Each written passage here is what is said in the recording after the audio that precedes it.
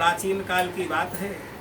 तुंगध्वज नाम के एक राजा थे। एक बार जंगल में शिकार खेलने के लिए गए, अनेकानेक पशु पक्षियों का आखेट किया, एक वटवृक्ष के नीचे आकर के विश्राम करने लगे। गोप लोग सत्यनारायण की कथा किए थे, गोप यादव वो लोग सत्यनारायण की कथा किए थे। भगवान का प्रसाद ले गए, राजा को दिए।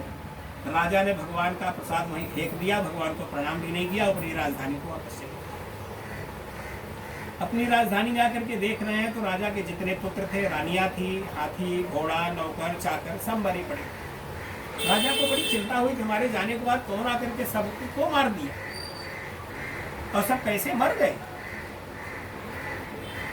राजा को बड़ी चिंता हुई। उस जमाने में मोबाइल फोन तो था नहीं, किसी को फोन लगा करके पूछते ही। उस जमाने में बहुत कम चीजें थी, कुछ आधुनिक चीजें हैं जो उस जमाने में रही होती तो बहुत काम करती। जैसे जानकी के पास यदि होती एक माचिस तो, जानकी के पास यदि होती एक माचिस तो, वाटिका अशोक में सशोक त्रास पाती क्यों।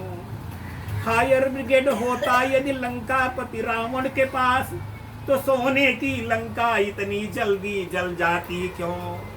मोबाइल फोन होता यदि ब्रज की गोपियों के पास, तो कृष्ण के वियोग में इतना दिल खाती क्यों। अभी BMW गाड़ी रही होती यदि माँ शीतला के पास, तो गधे गरीब को वाहन बनाती क्यों।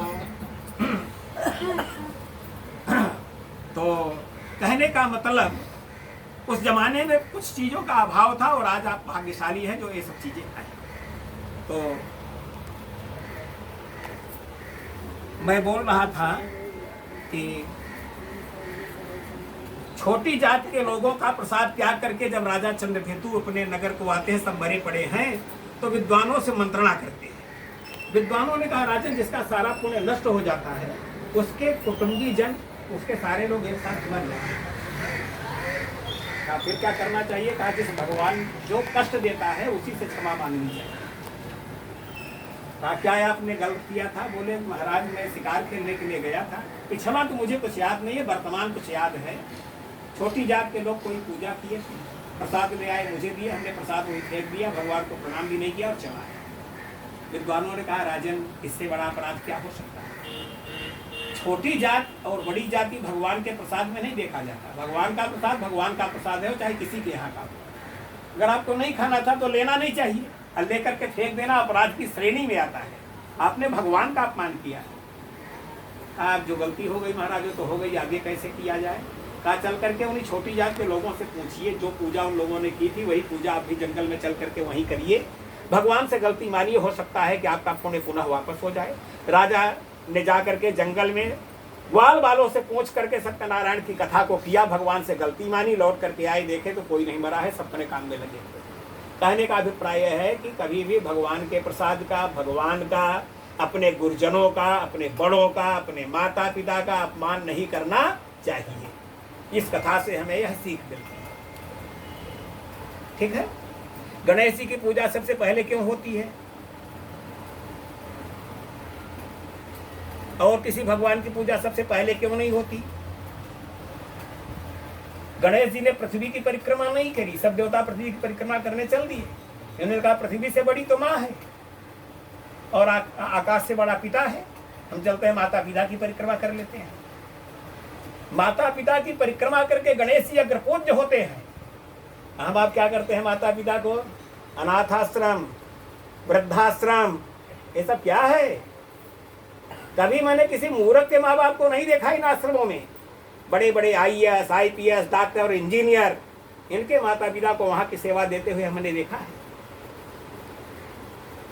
जिन लोगों ने इस पुनीत सत्यनारायण की कथा को सुना है उनके विषय में बतला रहे हैं।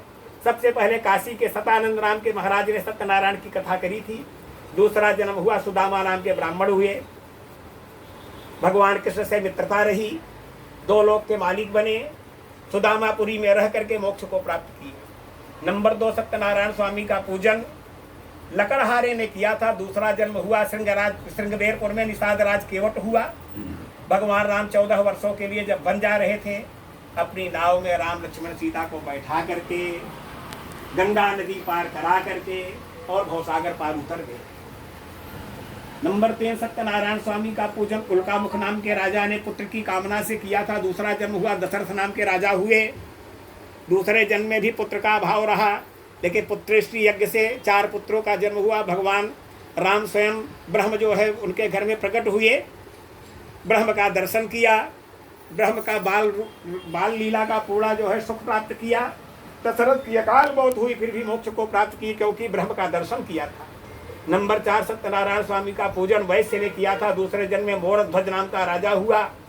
अपने इकलौते बेटे को आरे से फाड़ करके भगवान को दान में दिया। इतनी कठिन परीक्षा में पास होकर के मोक्ष को प्राप्त हुआ। नंबर 5, सत्यनारायण स्वामी का पूजन उल्कामुख नाम के राजा ने जो प्रसाद फेंके थे, जंगल में जाके सत्यनारायण की कथा किए थे। दूसरा जन्म हुआ, मनु हुए, संपूर्ण भागवत की कथा को सुनकर के मोक्ष को प्राप्त किए। इस सत्यनारायण की पुनीत कथा को जो कोई सुनता है, सुनाता है, दोनों मोक्ष को प्राप्त करते हैं, इसमें कोई संदेह नहीं है। इति श्री पुराणे रेवाखंडे सत्यनारायण प्रकथायाम पंचमोध्याय। बोलिए प्रेम से सत्यनारायण भगवान की जय। बोल भगवान के चरणों में पुनः शंकर ध्वनि।